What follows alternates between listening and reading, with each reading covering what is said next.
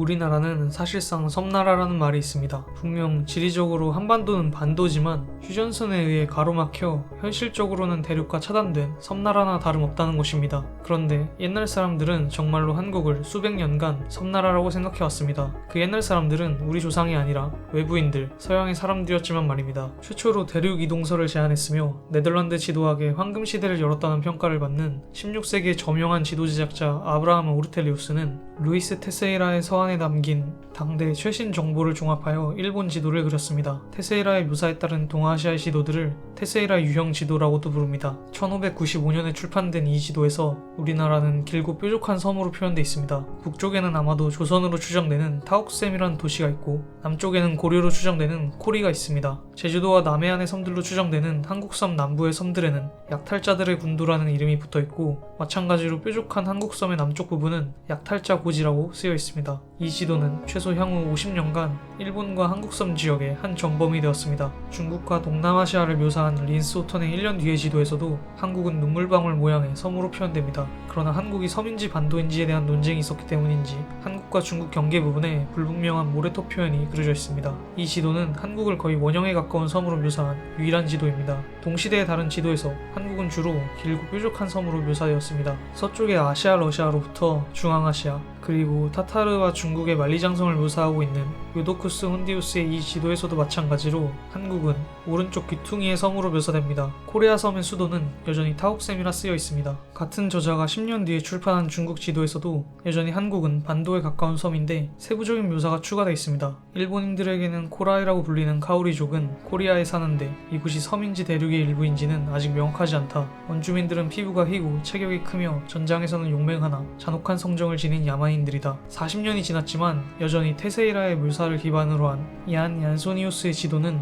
오르텔리우스의 지도와 거의 비슷하지만 세부적인 묘사가 추가되어 있습니다. 1636년에 얀 얀소니우스가 암스테르담에서 출판한 이 지도에서는 조선이 길쭉한 사다리꼴 모양의 섬으로 묘사되어 있으나 거의 반도에 가까운 모습을 보입니다. 13세기 마르코 폴로가 동방의 어느 미지의 나라를 두고 솔랑가 또는 카울리라 언급한 이래 수백 년간 한국이라는 땅은 서구 유럽인들에게 있어 베일에 쌓인 곳이었습니다. 기록상 가장 먼저 한국과 한국인에 대한 정보를 손에 넣은 것은 포르투갈인들이었습니다. 그들은 종종 남해안에 난파하여 표류한 뒤 중국으로 압송되기도 하였고 동남아시아 일대에서 고리스 사람들을 만난 적이 있다는 포르투갈어 필사본도 존재합니다. 혹자는 고리스 사람들이 류큐에 체류하던 조선인들이라고도 하는데 고리스 사람들이 정말로 조선인들이었는지 그 사실의 여부와는 별개로 포르투갈인들에게 있어서 극동의 정보는 국가적 기밀사항이었기에 당시 대중들은 이러한 사실들을 알 수 없었습니다. 당시 이런 정보에 접근할 수 있는 사람들은 오직 몇몇의 왕실 역사가들 뿐이었기에 이러한 언급은 다른 정보와 연결되지 못한 채 일회성에 막다른 길에서 그쳤습니다. 조선에 대해서 본격적으로 언급하기 시작한 것은 예수회 소속 수사들이었습니다. 이미 16세기 중반부터 예수회 수사들은 일본인들의 말을 통해 중국의 동쪽에 담비 가죽과 면직물을 교역하는 꼬레아라는 민족이 있다는 사실을 간접적으로 접할 수 있었습니다. 1550년 프란치스코 하비에르 일행이 직접 일본에 체류하던 조선인 사절단을 마주쳤다는 기록이 있는데 그렇다면 이것이 기록상 최초의 조선인 조우라고 할 수 있습니다.